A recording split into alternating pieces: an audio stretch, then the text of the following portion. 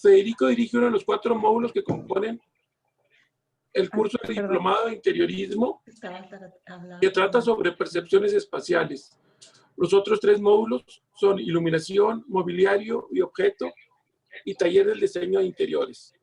A continuación, el arquitecto Adrián Algraves nos dará una breve descripción del trabajo desarrollado por el arquitecto Federico Campos.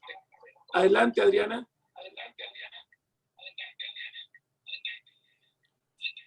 Gracias, arquitecto. Bueno, les voy a platicar sobre el currículum brevemente del arquitecto Federico Campos, quien es socio fundador de Urbánica, egresado del ISAD en el 2002 y con una maestría en diseño arquitectónico avanzado. Ha sido profesor desde el 2003 y coordinador del ciclo profesional y profesor de la maestría de diseño arquitectónico avanzado en el ISAD, y obviamente uno de nuestros titulares en el diplomado de interiores. Ha sido conferencista en diversas universidades, en distintas instituciones educativas. Con su oficina de arquitectura, Urbánica fue acreedor al premio Next Landmark, edición Venecia, Italia, en el 2018. Y en la pasada Bienal de Arquitectura Estatal del estado de Chihuahua, obtuvo una mención de honor y 2 medallas de plata.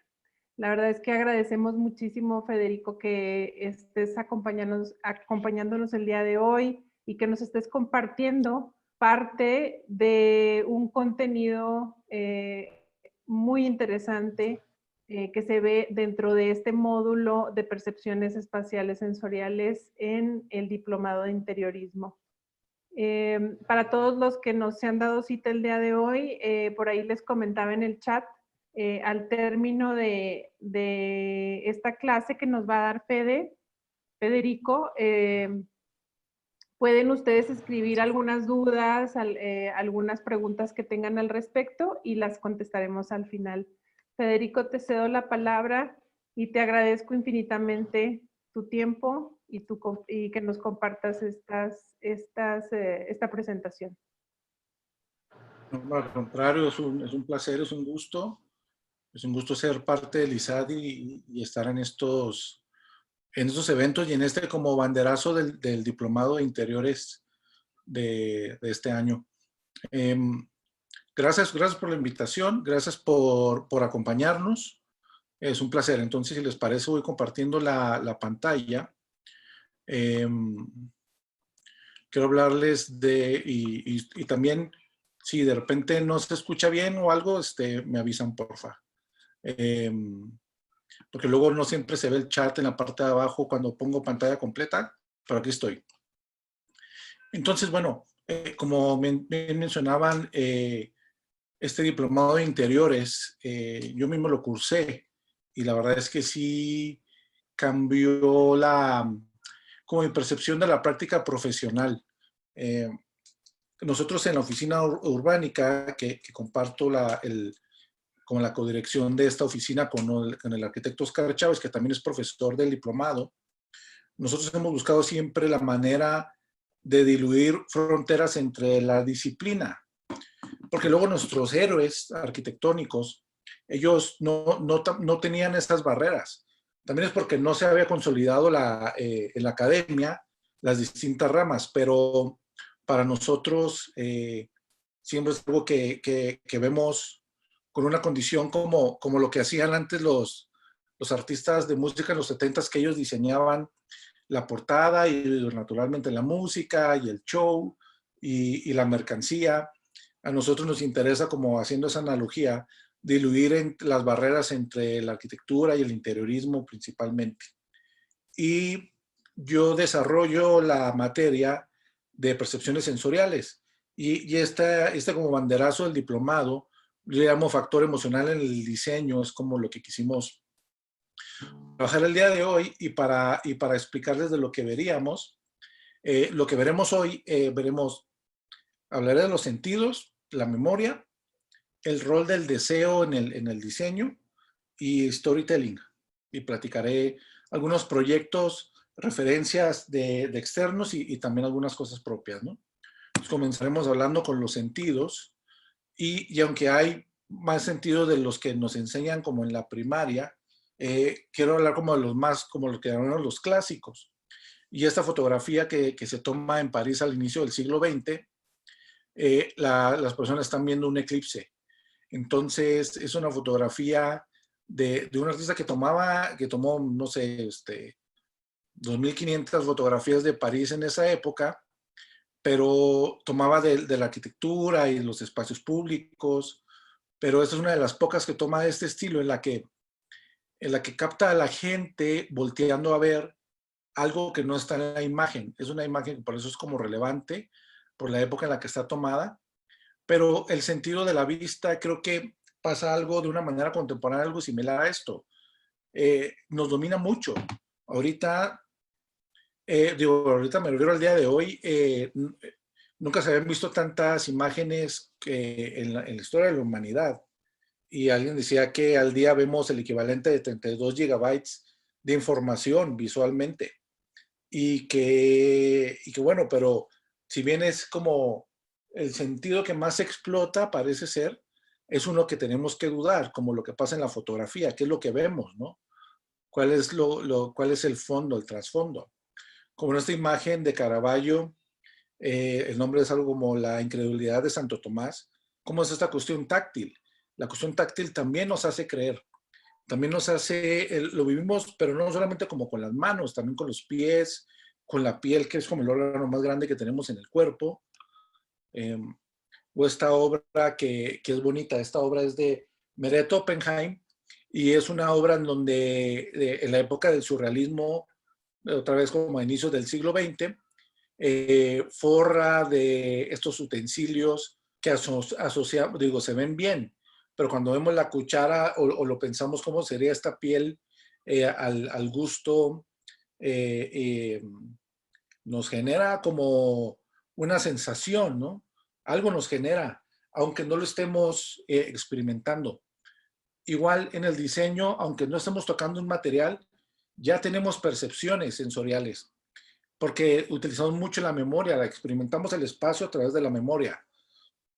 Sabemos cómo utilizar una puerta, una escalera eléctrica, cómo movernos dentro de un espacio, un centro comercial, porque ya hemos experimentado estos espacios. Entonces, aunque no toquemos un material y aquí solamente veamos una imagen, nos genera una percepción. Esta obra de Ernesto Neto esta es una estructura a base de licra, es una escultura que está lleno de especias. Entonces, está lleno de percepciones sensoriales. Hay una cuestión táctil, pero el olfato es lo que domina esta pieza. Es interesante porque luego se ha estado montada en aquí está en Roma. Hay versiones o variaciones de esta obra que se llama Mientras nada ocurre, será la traducción, pero en otros espacios más confinados. Entonces, imagínense la suma de sensaciones y de olores. Hay clavo, hay casi lo que podemos encontrar en una cocina. Entonces, a través del olfato, de nuevo se despega la parte de la memoria. Esta obra de Alora Calzadilla estuvo instalada en el museo, en la Galería Corimansuto en Ciudad de México, en donde uno tenía una relación auditiva con lo que sucedía en esta tarima. Entonces uno entraba, no veía a los actores o las personas que hacían el performance. Lo que había era una relación de sonido y otra vez de memoria. O sea, la memoria, ahorita hablaré de ella, pero como uno escuchaba a alguien dormir, entrabas y como que descubrías que alguien estaba durmiendo o que alguien estaba bailando o que alguien estaba simplemente caminando y de repente descubrías que era más que una sola persona. Y el uso de la cuestión auditiva en los espacios, ¿no? Es fundamental. Es fundamental la suma de los sentidos. Y según yo no me faltó ninguno, espero que no. Pero entonces, como durante el curso, por lo menos en mi curso, pero de manera global en el diplomado, trabajaremos con los sentidos. pero le sumamos una serie de cosas, no como el sentido del equilibrio o percepciones de espacio, de equilibrio, equilibrio ya lo mencioné, pero estos otros que nos gusta como incluirlos, que serían la memoria y el deseo. La memoria ya fuimos viendo un poquito cómo se incorporaba. Esta obra de Damien Hirst, y bueno, y comienzo hablando del mundo del arte, porque de alguna otra manera estamos muy vinculados con la arquitectura, con el arte. Creo que también es importante ver referencias fuera del mundo de la arquitectura y del interiorismo, porque nos alimentan. Si solamente viéramos Pinterest, pues digamos que todos veríamos lo mismo y estaríamos pescando en el mismo río, y tal vez muy cercanos. Estos ejemplos paralelos creo que son disciplinas en donde los artistas no se deben más que a sí mismos y les permite explorar. Y pongo por eso estos ejemplos de entrada y ahorita veremos proyectos de interiorismo. Este es una obra de Damien Hirst, es un tiburón que está como bañado en formol y mezclas químicas que lo mantienen, no solamente, digamos, con cierta vigencia con su piel y su cuerpo, pero también lo mantienen flotando. Y la intención de este tipo de obras es enfrentarse como a nuestra propia muerte, porque siempre nos han enseñado que el tiburón es un animal peligroso. Y aquí es una obra que nos genera sensaciones. Uno podría no saber las intenciones detrás de la obra de Damien Hirst y también digo, el tema de la proporción de la caja, los colores, pero tendríamos una percepción sensorial por el uso de la memoria. Y este ejemplo a mí me gusta mucho por una serie de cosas. Además, lo usamos en la primera conferencia que dimos Oscar y yo hace, no sé, como casi ya 15 años. Y la hemos seguido utilizando, que es el platillo ratatouille. Entonces, este platillo, en ese momento todavía no existía la serie de Ugly Delicious de Netflix, pero nosotros la pusimos porque creemos que la arquitectura y en el diseño hay cosas como esta analogía de cosas que se ven feas, pero saben ricas, ¿no? Entonces, este platillo en realidad creo que se ve bastante bien, pero responde a los ingredientes. Y es como en veces que la obra responde al material, que es básicamente nuestro jugar con lo que hay. Y si ustedes se acuerdan además en la película, el crítico cuando prueba digo, es un spoiler, ¿no? Pero yo creo que ya todos la vieron, pero, o la conocen, pero cuando el crítico prueba el platillo, hace un viaje a su infancia. Entonces la memoria es fundamental en el diseño, sobre todo si la aplicamos. Y entonces quiero mostrarles un proyecto de un artista, del artista chino Ai Weiwei.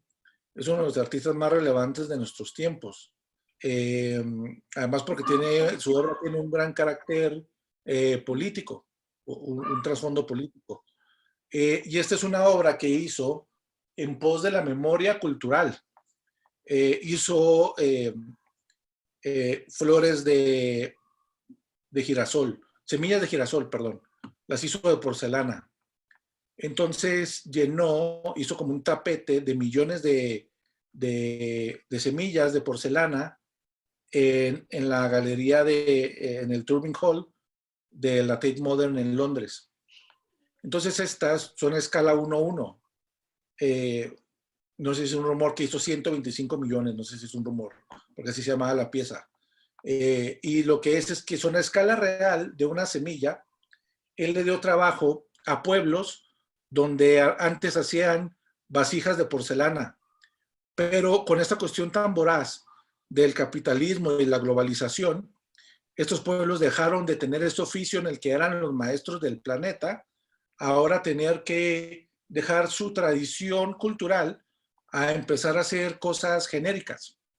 Entonces él, para que no se perdiera esto y demostrar que en China no se hace pura piratería y fayuca y cosas que duran 1 hora, 1 o 2 horas, sino que se hace arte con la mano de obra que hay. Entonces le dio trabajo a la gente donde a mano iban pintando cada una de las semillas y las expuso en Londres. lo que empezó a suceder es que la gente se metía a la cama de pepitas y generaban mucho polvo. Entonces tuvieron que cambiar la exposición a que ya no pudieras sentarte en ella. Pensaban que tanto polvo podría llegar a ser nocivo si lo respirabas. Pero la Tate Modern compró 8 millones y esos son 8 millones, que si uno lo puede creer es una locura, ¿no? Pero entonces lo hizo para tener una remembranza de la memoria con algo de la escala de una semilla. El deseo creemos que es fundamental también en el diseño. Voy a poner un ejemplo como muy claro, que no es este, pero ahorita hablaré de este. Pero lo que hace Starbucks cuando uno entra a la tienda, una cuestión del deseo son estos anuncios que tienen sobre la barra, ¿no? Hay una cuestión del deseo. Y otra cosa que tienen es que es muy común que en las tiendas tengan un solo sillón, uno solo, tal vez dos. Entonces tú dices, yo quiero sentarme allá. O sea, ese es el lugar especial. Están diseñando con el deseo. Se puede mapear, se puede dibujar. Cuestiones del deseo son estas cuestiones que ahora tenemos de la nostalgia. Tenemos un deseo de volver a vivir lo que experimentamos hace años y antes de que estuviera el documental de Michael Jordan y bueno, los Chicago Bulls, ya se había puesto por la cuestión de deseo que tenemos de revivir las cosas como eran antes. Los tenis que se usaron en el 85, esto es un calzado de 1985, y si lo ven en el documental, Michael Jordan dijo que jugó con ellos en el 97 y dice que le sangraban los pies porque la tecnología ha avanzado tanto que luego no te dabas cuenta que lo que había en ese momento no era tal vez tan bueno.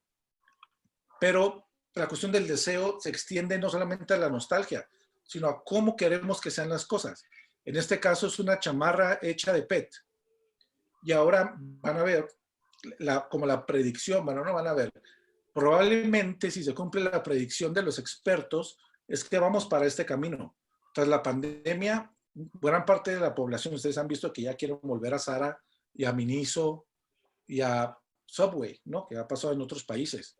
Pero otra parte de la población, y yo tengo la fe en la humanidad de que la mayoría, quiere aprovechar para que esto sea un empuje para tener un cambio.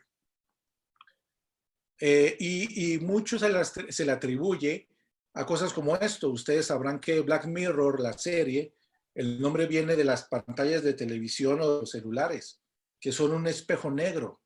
Y hay como una respuesta natural a que estamos tan cansados a la pantalla. Claro, decirlo ahorita es como irónico porque lo estamos haciendo a través de la tecnología, que también nos permite ahora tener este tipo de cursos. Yo en estos días he tomado 2 cursos en línea que antes a lo mejor no lo hubiera hecho. Y uno es en Ciudad de México y otro con el MoMA en Nueva York, en unos cursos que luego te tienen muchas bondades, pero lo que sucede es que muchas de las cosas son virtuales. Y ahora lo que viene es que hay una necesidad de tener experiencias. Si ustedes han visto, digo, lo pude haber puesto aquí, pero de hecho lo puse, pero creí que era más potente ver la imagen en negro, pero ustedes lo tienen en la mente. Si se acuerdan cómo son los anuncios de los celulares, la pantalla es una imagen del mar o algo de paisajes naturales, porque tiene que ver justo con eso, con la parte del deseo. Entonces, para eso deseamos tener experiencias. Las nuevas generaciones no quieren tener necesariamente una casa, prefieren tener experiencias, viajar. ¿Qué va a pasar ahora que los viajes van a estar restringidos? Ya veremos cómo a través del diseño podemos intervenir de manera positiva en el mundo. Pero esta imagen, que es bien bonita, es de lo que se hacía en el restaurante El Bulli. Durante muchos años fue considerado el mejor del mundo. En España estaba. Y es una sopa de letras, ¿no? Jugando como con este tema.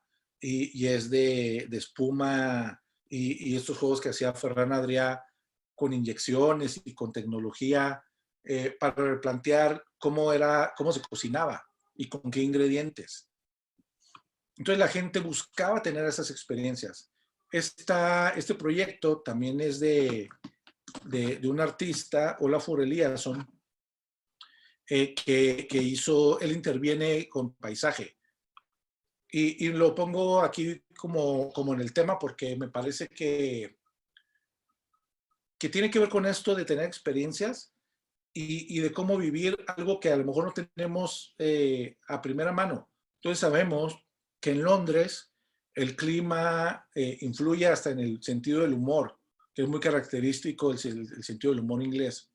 Y los pocos días que hay un sol, o para lo que nosotros es lo más común, la gente sale y pareciera que estuvieran en la playa y salen sin playera a andar en bicicleta el primer día de sol del año, cosa que para nosotros es como lo más común. Acá tiene sentido que Olafur Eliasson, en el mismo espacio de la Tate, casualmente, hizo un sol dentro del museo, puso un sol, y con neblina y con todos estos efectos. Y la gente iba al museo a tomar el sol. Y la gente se reunía en torno al sol para tener una experiencia que para nosotros sería casi como una locura. Pero es el sol que no hay en el paisaje natural.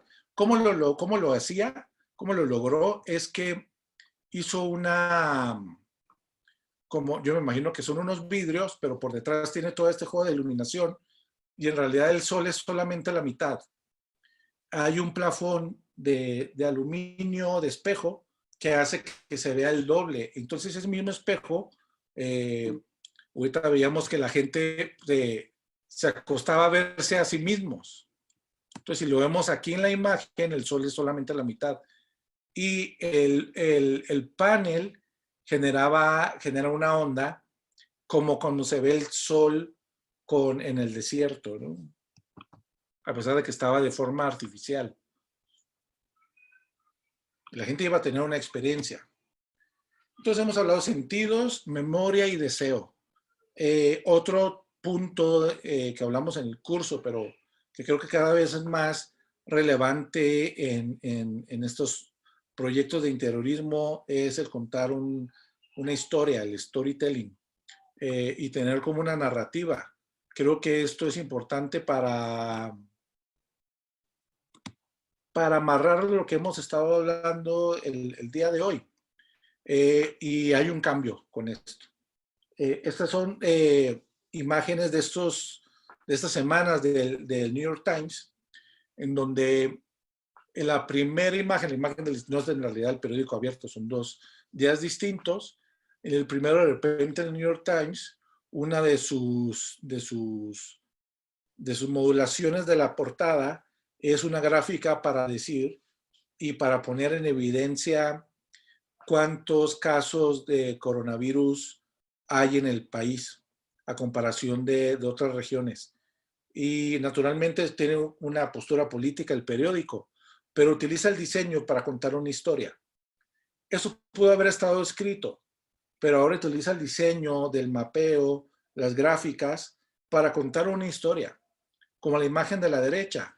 Imagínense el costo que tiene la pulgada cuadrada del periódico y cuando se estaban cuestionando, porque esto es de hace 2 meses o más, se cuestionaban los efectos de la sana distancia, que le llamamos en México, y lo pusieron en el periódico dejando espacio sin imprimir. Y para fomentar una narrativa y contar una historia y contar una idea. Entonces quiero mostrarles casos de este, que es un platillo muy famoso, que es de un chef mexicano, de los mejores también, de Enrique Olvera. Es el mole madre. El mole perimetral tiene 7 años en cocción sin parar. Naturalmente es una olla que se va renovando, pero siempre tiene mole. Entonces tiene un sabor muy especial que además nunca es el mismo. O sea, no es que sea una receta secreta que cada vez que vayas vas a ver igual. Todo lo contrario. Cada vez que vayas es una experiencia diferente. Y lo que hablábamos, la gente va a tomar una experiencia. El mole que está arriba es un mole nuevo del día. Entonces mezcla los sabores, pero es el mismo producto. Es como mezclar un ladrillo que se hizo hace 7 años con uno nuevo. Imagínense que es una experiencia que vives con todos los sentidos. Una de mis frases favoritas de diseño es de Jacques Herzog, de Herzog y de Meuron, que además casualmente estos días esas oficinas los dos líderes cumplieron 70 años. Y él decía que la arquitectura es como un platillo, como un buen platillo que lo experimentas con todos los sentidos. Volviendo al tema de la narrativa, en Chihuahua ya está pasando eso muy afortunadamente. Diseñadores que toman, no solamente, porque eso será lo más sencillo, tomar iconografías o modelos y materiales que se han hecho de manera artesanal a través de cientos de años, pero no solamente es como apropiarse de los diseños, sino también de la mano de obra, ¿no? Estos son diseños de Carla Fernández, una diseñadora de moda mexicana que trabaja no solamente con imágenes mexicanas, sino con artesanos mexicanos para hacer ropa contemporánea y retomando ideologías, valores, sueños y significados mexicanos, ¿no? Entonces ando viendo a ver cómo andamos de tiempo. Que creo que bien. Entonces, quiero presentarles un par de proyectos que hacemos en la oficina, cómo buscamos aplicar estos temas. Uno es un proyecto comercial, otro es un proyecto de oficinas. Es interesante en este momento que todos nos estamos cuestionando cómo va a ser esta nueva normalidad. Son proyectos recientes, ahí dice 2003, pero en realidad es 2018. Hubo un errorcillo ahí. Pero este es el proyecto. Entonces, estaba hablando de que nos cuestionamos, nos estamos cuestionando cómo va a ser esta nueva normalidad, cómo es ir a un bar o cómo va a ser volver a las oficinas. Yo creo que van a seguir existiendo ambos, porque no es la primera vez que pasan pandemias, sino es la primera vez que nos cuestionamos estos temas. Ahorita hablaré un poquito de eso al final, espero que podamos tener un diálogo sobre este tema, pero aquí quiero mostrar esto y cómo viene esta narrativa. Ahorita muy amablemente comentaba Adriana que tuvimos un reconocimiento con una empresa que se llama, Flor Nature es una, y que es una página de internet que busca hablar de diseño, y otra empresa muy grande a nivel mundial que se llama Iris Cerámica Group. El Iris Cerámica Group es una empresa como Interceramic, digamos, que tiene presencia a nivel mundial. Digo, tiene Nueva York, Monterrey y estos gestos. Y juntos convocan un concurso internacional que es el Next Landmark, y nosotros tuvimos la fortuna de ganar con este proyecto. Y el tema era la hospitalidad. Y cuando fuimos a la premiación, justamente contaban que lo que decidió el jurado fue la narrativa, el storytelling. Y la intención, como era un bar, se decidió junto con el cliente, se le propuso que fuera un bar con temática española. Uno de los temas es que son estas canastas para llevar como los productos, para llevar el vino la comida. Entonces, para nosotros, este producto, este cesto, se convirtió en una cuestión temática, porque queríamos vincular el proyecto con gestos que estuvieran en la memoria, que tuvieran una condición textil en la arquitectura. Y también queríamos que fuera un gesto que resolviera muchas cosas, porque una otra realidad es que teníamos un presupuesto mesurado. Entonces, este gesto, y lo que hicimos fue nosotros generar un plafón de tiras de madera, enchapadas en madera de nogal, que resolviera no solamente la cuestión sensorial, táctil, que aunque no la tocaras, como está el tema de la memoria, sientes la textura, ¿no? La identificas, ya la has vivido previamente. Resuelve eso, pero también da escala en el lugar, porque la altura eran 7 metros, y aunque es una doble altura que nos interesaba, tampoco queríamos que se sintiera poco acogedor el espacio. También queríamos que escondieran las instalaciones. Entonces, en un solo gesto resolvíamos cosas emocionales y cosas técnicas. Esta es la sección, y tiene unas condiciones donde había una sala como uso más privado, como VIP podemos llamarle, el área de doble altura, un local muy, muy angosto. Y eso también nos daba como una distancia, porque arriba es un estacionamiento en el techo de arriba de estos locales comerciales. Y este es el espacio. El espacio tiene dos elementos que complementan, bueno, tres elementos que complementan las tiras de madera.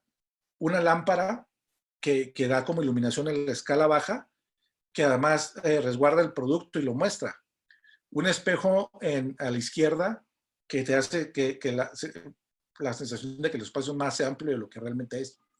Y esta película en el fondo, en el privado, que te da una sensación de también como si fuera un textil, un poco con influencias como mudéjar, de estos trazados geométricos que traen los españoles a México, y también pues da privacidad en el nivel superior, un telón de fondo.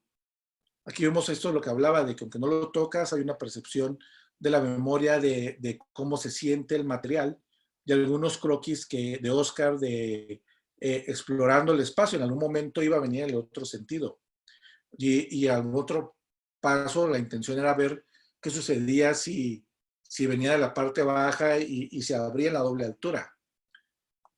Creemos que como quedó fue como lo más conveniente. De aquí lo que hablábamos del uso de los espejos para generar amplitud, como un truco, como un efecto especial, ¿no? Me gusta también llamarle, basado en las ideas de Liz Diller. Y al fondo, en la parte superior, un gesto de color, como un acento, que dice un color que viene de dos puntos de partida. Uno es el color de los capotes de los toreros, y otro es un color que nos gusta usar porque es un color que utiliza el artista Anish Kapoor, que viene de la India, que es como un color, como color sangre casi, ¿no?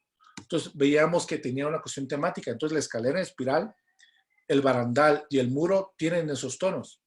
Y este es el VIP, donde con juegos de iluminación podría ser una cosa muy iluminada, y vean cómo el textil viene con la sombra, y cómo la relación tiene otra relación de otra escala con la madera, y que con un juego de iluminación cambiaba la forma en que utilizas el espacio, que puede ser una cosa muy colectiva o una cosa mucho más privada, con un dimer, con una inversión muy sencilla, y que te permite tener distintas sensaciones en un espacio muy pequeño y mesurado.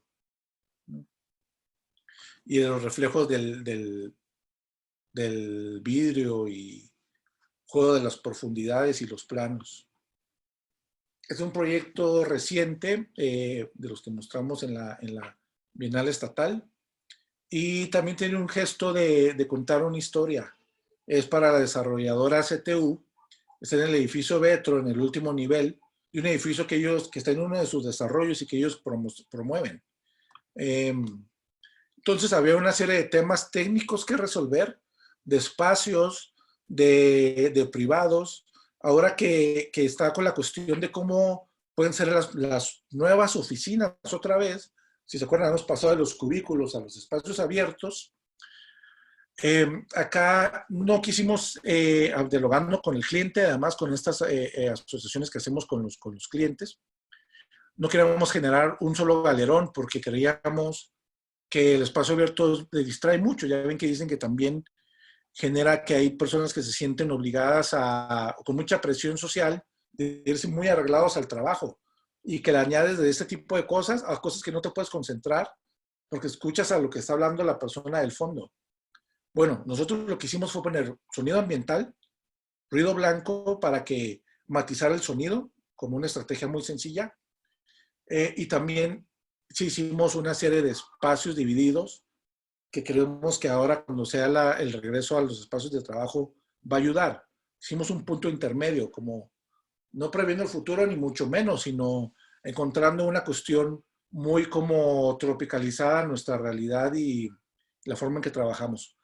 Y había que resolver los muros ligeros de tabla roca, porque también la idea es que se puede editar el espacio, y generamos estos elementos negros que le llamamos los Kubricks, inspirados en estas estelas que utilizaba Stanley Kubrick en la película de 2001, Odisea del Espacio. Lo vimos para recibir los muros que dividen los espacios.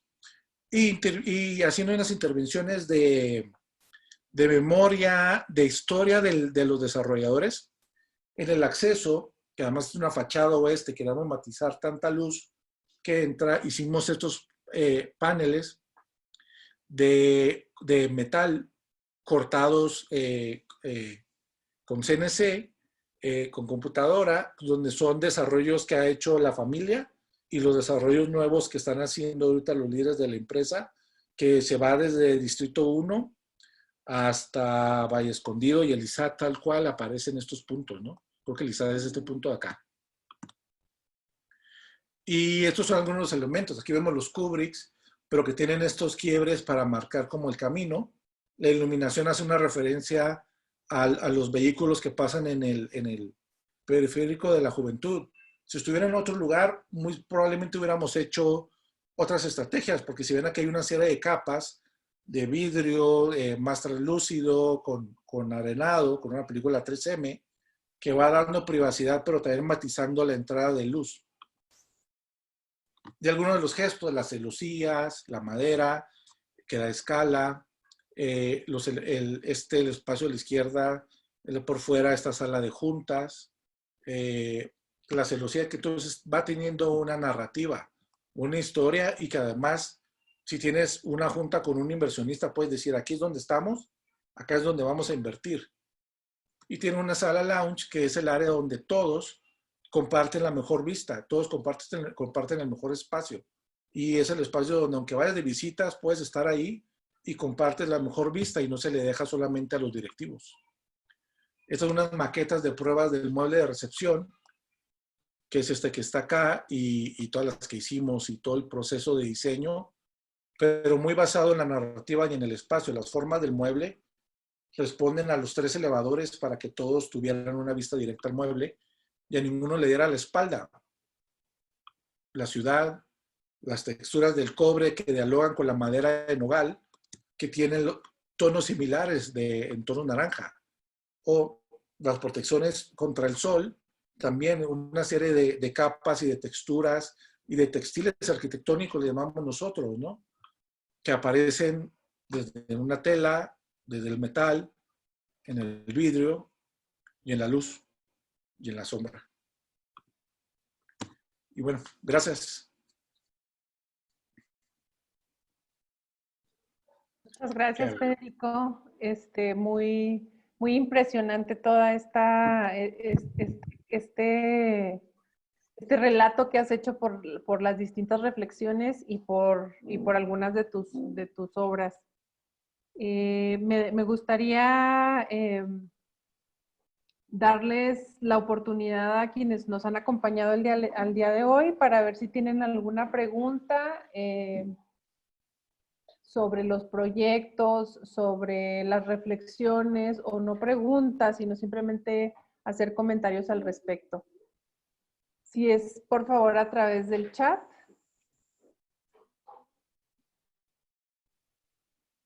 Les vamos a dar ahí un poquito de tiempo, pero muy impresionante la relatoría, Federico. Muchas gracias. No, la verdad, un gusto tener este espacio para reflexionar sobre el diseño, sobre la arquitectura, principalmente sobre el interiorismo y lo que hablábamos de cómo diluir esas barreras.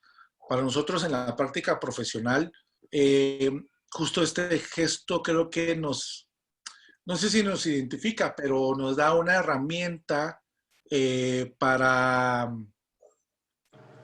tener una posibilidad de afrontar de manera diferente los encargos. También para ganar otros, porque hemos tenido la posibilidad de generar desarrollos de edificios de oficinas en el que no solamente hacemos la arquitectura, sino, digamos, el interiorismo. Hacemos la recepción, el diseño del interior del elevador, las salas de juntas, los pasillos, que es una ventaja sobre sobre arquitectos que solamente hacen la parte del espacio y que lo hacen a la perfección, pero luego en veces, ¿qué pasa cuando entregas un espacio con los muros en blanco, no? Creo que a nosotros nos pasó al inicio de nuestra práctica, en el que nos dimos cuenta que luego en algún momento el proyecto estaba entregado y no estaba terminado. Y si bien hay una corriente de interiorismo en el que luego el espacio se le hace ambientación, a nosotros nos interesa que desde el inicio la intervención de la arquitectura ya venga con esas intervenciones. Muy bien. Federico, Sergio Alberto Vázquez Muñoz te pregunta, ¿cómo sería el diálogo de conceptualización de los proyectos? Sí, este diálogo creo que inicia con la investigación. Es fundamental la investigación en estos proyectos. Nosotros no creemos en esta parte de como que aparezca de repente la inspiración y menos creemos en la imposición de un concepto o digamos de una temática, porque nos gusta separar la parte de lo que es un concepto que casi creo que funciona mejor, si le llamamos como una metáfora, a la parte de tener conceptos de diseño que son como relación interior-exterior.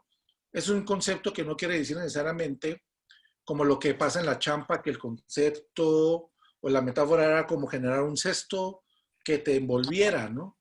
¿Cómo funciona a partir de la investigación?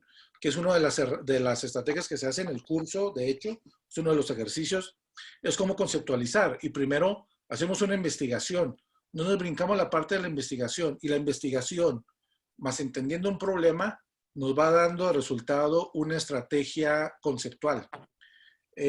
No, cuando hicimos el proyecto este del CTU, que es otro de los que vimos de nuestra oficina, esa celosía de inicio era un patrón geométrico.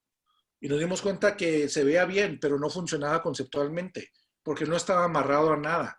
Y lo podrías cambiar y no pasaría nada. Uno de los paneles era el desarrollo de San Felipe que desarrolló la empresa. Entonces, para los directivos de la empresa era tener una cuestión emocional con algo que habían hecho sus papás, ¿no?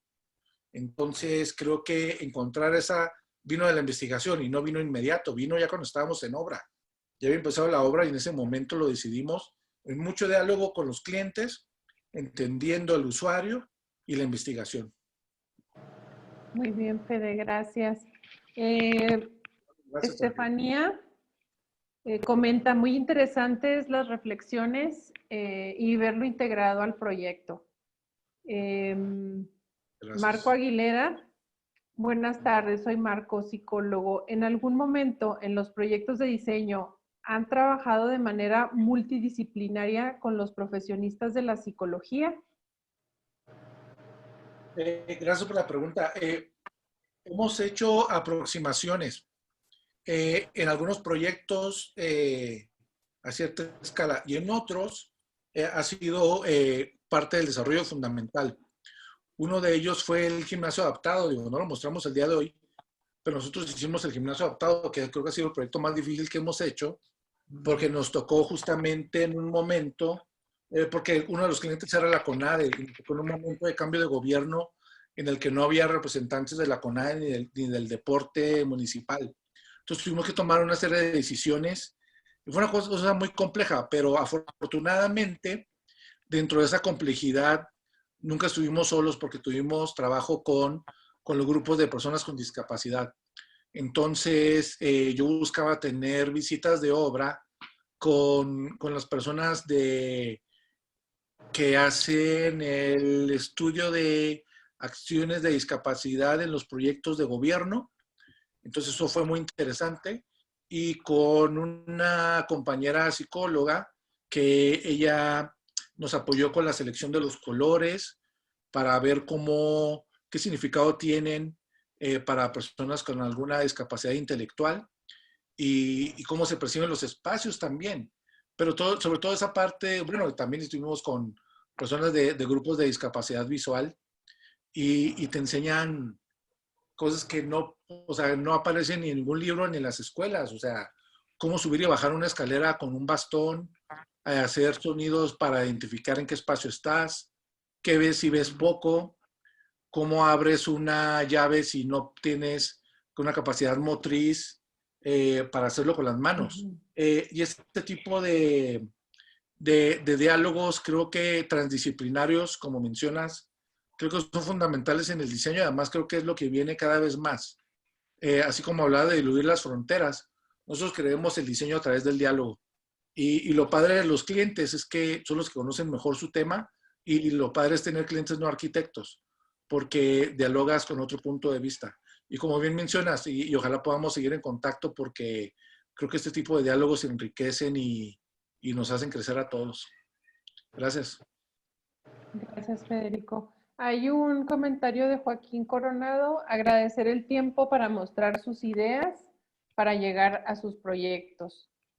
Un placer. Ramón Rentería: ¿consideras que hay tal cosa como sobreestimular uno o todos los sentidos? Quizá es importante encontrar el balance. Creo que es importante encontrar el balance, si ese es el tema del proyecto. Creo que también hay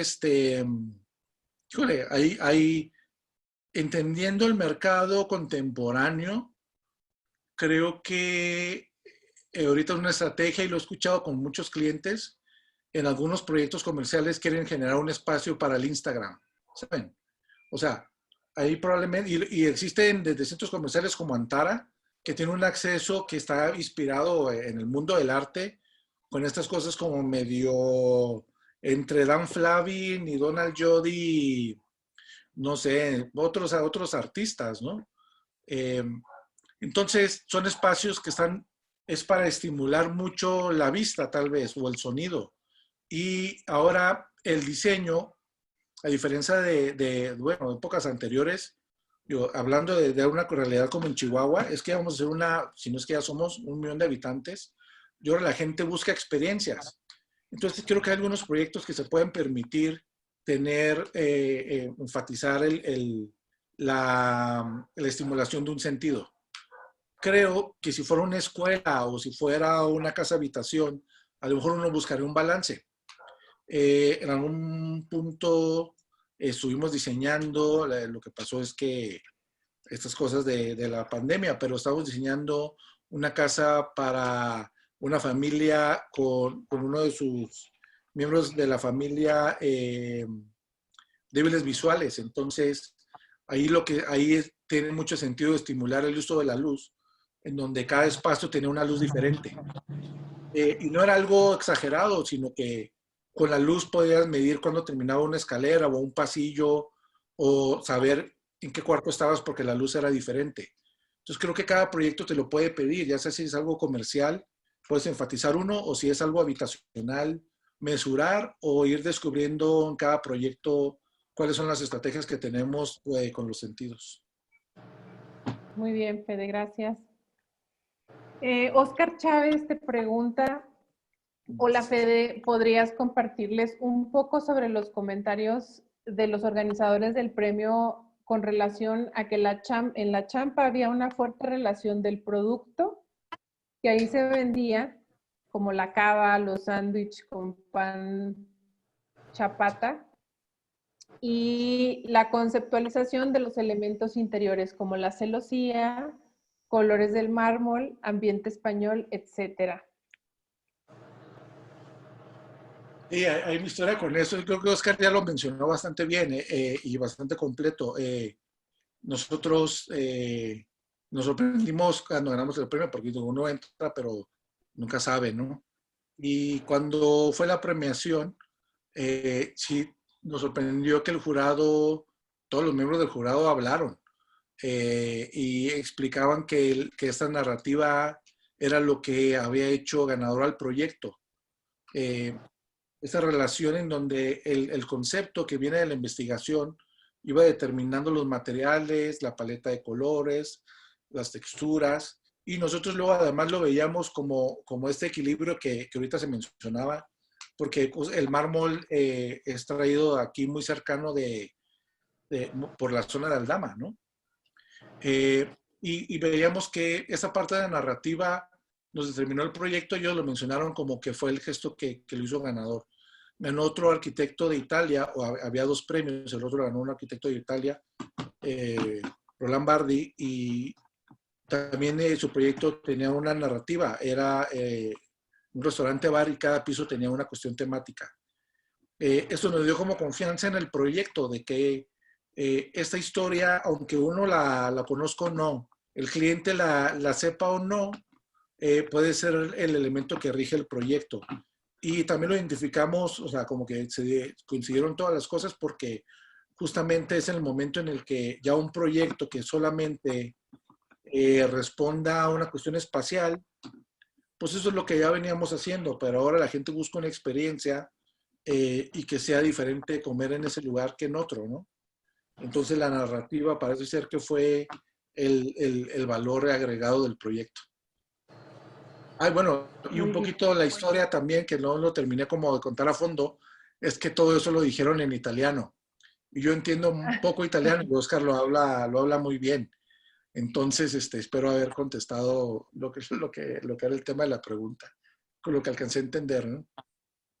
Ok. Pues parece ser que ya no hay más preguntas, no tenemos más preguntas ahí en el chat. Agradecerte, Fede, agradecer tu colaboración, tu tiempo y recordarles a todos los que se dieron cita el día de hoy que les estará llegando la información a través de el contacto que nos dejaron para indicarles. Iniciamos el 17 de junio y por ahí estaremos teniendo contacto con todos ustedes. Le cedo la palabra al arquitecto Francisco Ortiz, que es el director general del ISAD, para dar cierre a esta masterclass. Muchas gracias, Federico. La verdad ha sido muy motivador todo lo que nos has explicado, todo este conocimiento del que para hacer los proyectos se requiere cuando queremos hacer un interiorismo de calidad, ¿no? Como bien lo comentabas, que no fuera como de Pinterest, sino esto que habla acerca del arte, de la memoria, del deseo, de cómo contar historias, de las artesanías y todo esto que está en nuestra mente, en nuestra memoria, y cómo al tener un cliente empiezas a sacar esos pedazos de partes que vas armando y terminas por hacer estos proyectos. Tú y Oscar terminan por hacer estos proyectos que son tan interesantes, que tienen que ver con lo que sucede ahí adentro, ¿no?